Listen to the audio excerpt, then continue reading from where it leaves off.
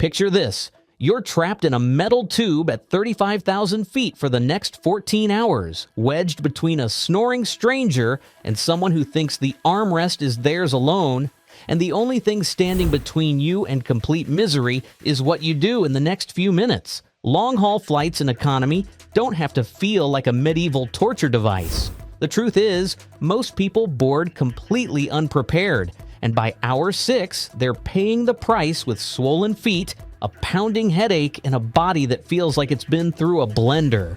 But here's the thing. Seasoned travelers know something you don't. They've cracked the code on how to turn that cramped seat into something almost bearable. And today you're going to learn every single one of their secrets. Let's start with the foundation of your entire flight experience, your seat. This isn't just about window versus aisle, it's about strategic warfare. Most people click Select Seat without thinking twice, and that's their first mistake. If you want to sleep, grab a window seat. It gives you a wall to lean against. Nobody's climbing over you every hour, and you control the light with that little plastic shade. But here's the insider move. Choose the side you naturally sleep on. If you're a left side sleeper, grab a seat on the left side of the plane. Your body will thank you when you're trying to doze off at 2 a.m. This tiny detail makes the difference between actually sleeping and just pretending to sleep with a sore neck. Now, if you're not planning to sleep much and you want freedom, the aisle is your best friend. You can stretch your legs into the aisle when the cart isn't rolling by, hit the bathroom without waking anyone, and move around whenever the restlessness kicks in. Exit row seats sound tempting with all that leg room, but wait, there's a catch. You can't store anything under the seat in front of you during takeoff and landing, which means your entertainment, snacks, and essentials are locked away in the overhead bin right when you need them most. Plus, those armrests don't budge, and you'll be sitting next to the emergency door where it gets noticeably colder. Some people love them anyway, but know what you're signing up for. Here's a move most people miss: back row seats that still recline. Yes, people avoid the back like it's cursed, but that means you've got a better shot at an empty seat next to you if the flight isn't full, and nobody's behind you glaring when you recline. Just make sure it actually reclines. Some back row seats are permanently upright because of the galley or bathroom behind them. And whatever you do, avoid the row directly in front of an emergency exit. Those seats don't recline at all, and you'll be stuck bolt upright for the entire flight while everyone around you leans back in comfort. But before you even think about getting comfortable, let's talk about something that could literally save your legs: compression socks. I know, they don't sound sexy, but hear me out. When you're sitting with your legs hanging down for 14 plus hours, gravity does a number on your circulation. Blood pools in your lower legs, your feet swell like balloons, and in serious cases, you're flirting with deep vein thrombosis, a blood clot that can kill you if it travels to your lungs. Research shows that wearing compression socks on flights longer than 4 hours significantly reduces the risk of symptomless DVT and almost eliminates leg swelling.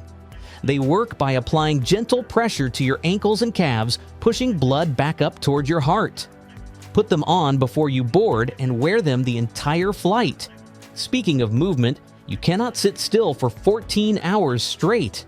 Every 2 to 3 hours, get up. Walk to the back. Stretch in the galley if there's space. Rotate your ankles. Flex your calves. Do anything to get your blood moving. Flight attendants do this constantly because they know what happens when you don't. Set a quiet alarm on your phone if you have to. This isn't optional.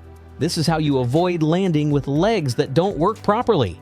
Even simple movements in your seat help. Flex your feet, do some seated twists, roll your shoulders. Your lymphatic system doesn't have a pump like your heart, so it relies on movement to function. When you don't move, fluid builds up and you feel swollen, puffy, and absolutely miserable. Now let's talk about the single biggest mistake people make on long flights: dehydration. Airplane cabins are brutally dry with humidity levels between 10 and 20%. That's lower than most deserts. Your body loses water constantly through breathing and skin evaporation, and at high altitude, you're losing about 8 ounces of water per hour just sitting there. The cabin is pressurized to feel like you're at 6,000 to 8,000 feet altitude, which means less oxygen and increased breathing rate, which means even more water loss. Most people sip the tiny cups the flight attendants hand out and wonder why they feel terrible by hour 8. That's not enough, not even close. Here's what works. Bring an empty water bottle through security and fill it at a fountain before you board. Then ask the flight attendants to refill it throughout the flight. Don't be shy. They'd rather refill your bottle than hand you 10 plastic cups. Aim to drink at least 8 ounces every hour. Yes, that means more bathroom trips, but that also means more movement, which we already established is critical. Some travelers bring a thermos because you can fill it with hot water and make tea, which is soothing and keeps you hydrated. Avoid alcohol like it's poison. It dehydrates you even faster and messes with your sleep quality. And go easy on caffeine. A little coffee is fine, but too much and you'll be wired, jittery, and even more dehydrated. Let's shift gears to something that'll make or break your sanity. Sleep. Sleeping in economy is an art form, and most people get it wrong. If you're planning to sleep, treat it like real bedtime. Don't just close your eyes mid-movie and hope for the best. Brush your teeth in the airport bathroom before boarding. Change into comfortable clothes, loose joggers, a soft hoodie, breathable layers.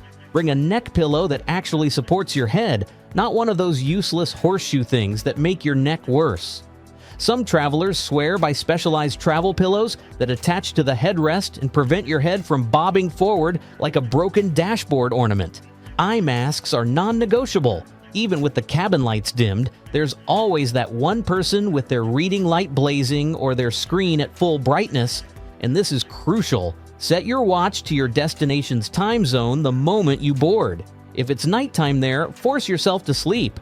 If it's daytime, stay awake. Your body doesn't care what time it is where you took off. It cares about where you're going. Breaking your flight into chunks helps too. Hour 1 to 3, watch a movie. Hour 3 to 4, eat. Hour 4 to 8, sleep. Hour 8 to 10, stretch, hydrate, watch something light. Hour 10 to 14, final movie, prepare for landing. When you have a plan, the flight feels less endless. You're not just enduring time, you're managing it. Now, noise. Oh, the noise. Babies crying, someone's terrible taste in music leaking from cheap earbuds, that person who won't stop talking. It's sensory overload.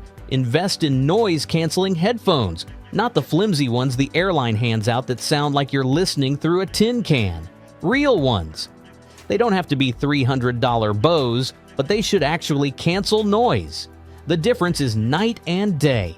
Suddenly, you're in your own peaceful bubble, and that screaming toddler 3 rows back becomes a distant hum. Plus, good headphones make the in-flight entertainment actually sound decent, which transforms a mediocre movie into something enjoyable. Let's talk food, because airline meals are a gamble at best. Sometimes they're decent, often they're inedible. And if you're on a budget carrier, you might not get a meal at all.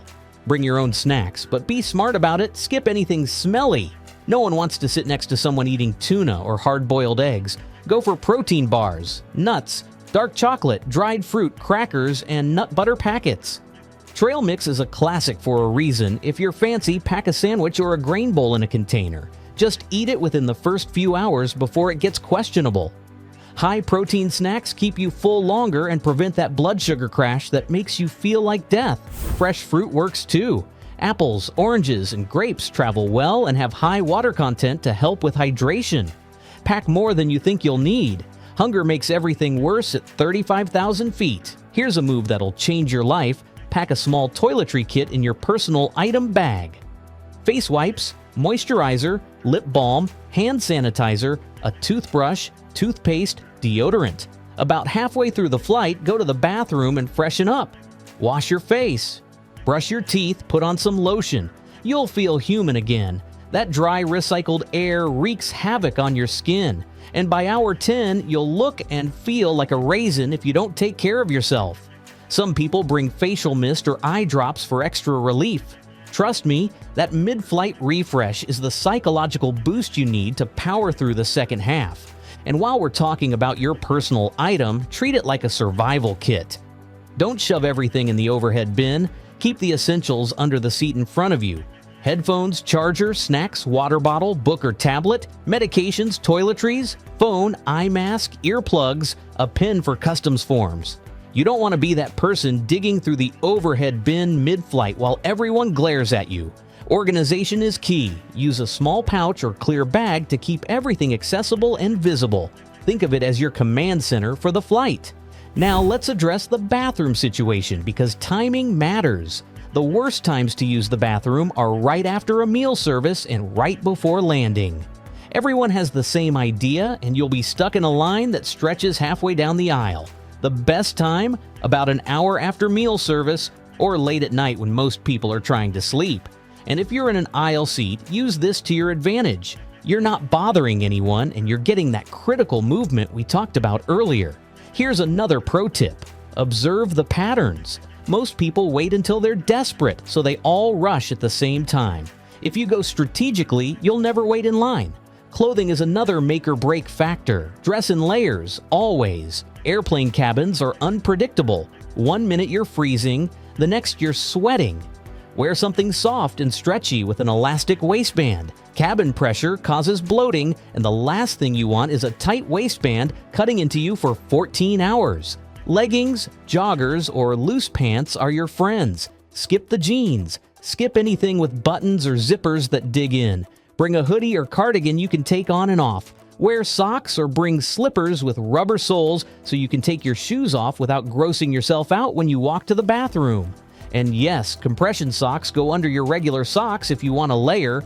Comfort beats style every single time on a long flight. Entertainment is critical, and you cannot rely on the in-flight system.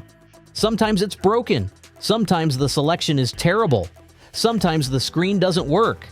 Download movies, TV shows, podcasts, and music to your phone or tablet before you leave home. Netflix, Disney+, Spotify, Audible, they all let you download content offline. Create playlists that match your mood. Upbeat for when you're restless. Chill for when you're trying to relax. Sleep sounds for when you're trying to doze off. Load up on podcasts or audiobooks if you're not into movies. Games that don't require Wi-Fi are lifesavers too.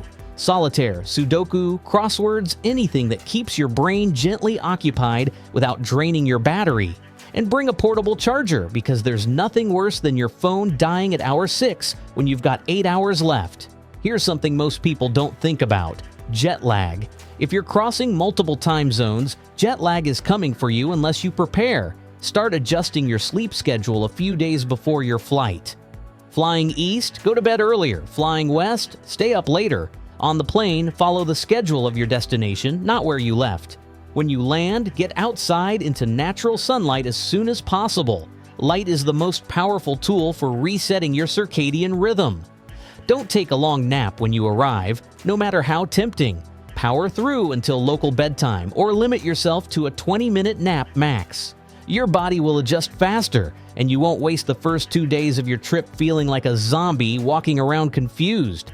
Movement doesn't stop when you land, by the way. Before your flight, hit the gym or go for a walk. Get your body primed for sitting. The day before, drink extra water, eat light, and get good sleep. Don't show up to a 14-hour flight already exhausted and dehydrated. That's setting yourself up to feel terrible. Some travelers even do a practice run the week before, simulating the long sit by working at a desk for extended periods and practicing their stretching routine. One more thing people overlook: your mindset. Yes, it's a long flight. Yes, economy is cramped, but if you go in already dreading it, you'll make it worse. Reframe it. This is 14 hours where nobody can ask you for anything. No emails, no responsibilities, just you, your playlist, a good movie, and some snacks. It's forced relaxation. Embrace it. Meditate if that's your thing. Do some deep breathing exercises. Break the flight into small chunks. 2 hours at a time feels way more manageable than staring down 14 hours all at once. All of this takes maybe an hour of prep, and it's the difference between arriving at your destination feeling halfway decent versus feeling like you've been hit by a truck. Long-haul flights in economy are never going to be a luxury spa experience, but they don't have to be torture either. The difference between suffering and surviving, maybe even enjoying it, comes down to knowing what works and actually doing it. Choose your seat wisely, move your body, hydrate relentlessly, sleep with intention, bring your own food and entertainment, dress smart, take care of your skin, And most importantly, prepare before you ever step foot on that plane. Do all of this, and when you land 14 hours later, you won't just survive, you'll actually feel ready to start your trip. And that's the whole point, isn't it?